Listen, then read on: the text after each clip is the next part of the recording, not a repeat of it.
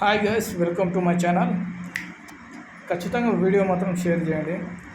ముగ్గురుని వాళ్ళు గంజాయి తీసుకున్నారనేసి చిత్త కొట్టుడు కొట్టారబ్బా పోలీస్ వాళ్ళు.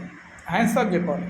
కాకపోతే సార్ మాకు చిన్న ఒక డౌట్ వచ్చింది. ఏంటంటే మరి సిండిఫిల్లో చాలామంది డ్రగ్స్ తాగే వాళ్ళు ఉన్నారు, చాలామంది దొరికారు మీకు. మరి అలాగే నడి రోడ్ పైన ఎందుకు కొట్టలేరు? అంటే వాళ్ళ దగ్గర డబ్బులు ఉన్నాయి కదా. Okay okay, I'm sorry sir, నేను మర్చిపోయాను. వీళ్ళు దళితులు కదా, వీళ్ళ దగ్గర డబ్బులు అంటూ ఏముండవు కదా. ఓకే, వీళ్ళు దొంగన కొడుకులు అనుకోండి సార్. ఎందుకంటే వీళ్ళ దగ్గర డబ్బులు ఉండవు. వీళ్ళని ఏం చేసినా అడిగేటోళ్ళు ఎవరు ఉండరు. అది ఓకే, నాకు అర్థమైంది. రాజ్యాంగం ప్రకారం మీరు నడుచుకోరు సార్. మీరు రాజ్యాంగం ప్రకారం నడుచుకుంటే సార్, మీరు అదే ఒకవేళ ఎమ్మెల్యే క్యాండిడేట్ కానీ ఎవరినన్నా సేమ్ అదే యాక్షన్ ఇస్తే మీరు మీ కాళ్ళ కింద కొబ్బరికాయ కొట్టి మీకు షాలో కప్పి సల్మానం డైలీ వచ్చి చేసి పోతాం.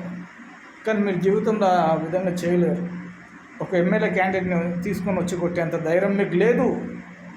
డైరెక్ట్ నేను చెప్తున్నా సార్, నా తప్పుంటే క్షమించండి. గాయస్, వీడియో మీకు నచ్చిన వాళ్ళకి షేర్ చేసుకోండి. ఓ భారతీయునిగా నేను చెప్పాల్సింది చెప్పాను. మన రాజ్యాంగం ప్రకారం మాత్రం నడుచుకోవట్లేదు. ఓకే, జై హింద్. పైసలు ఉంది రాజ్యం, పైసలు ఏముంది బికార్తనం అంతే.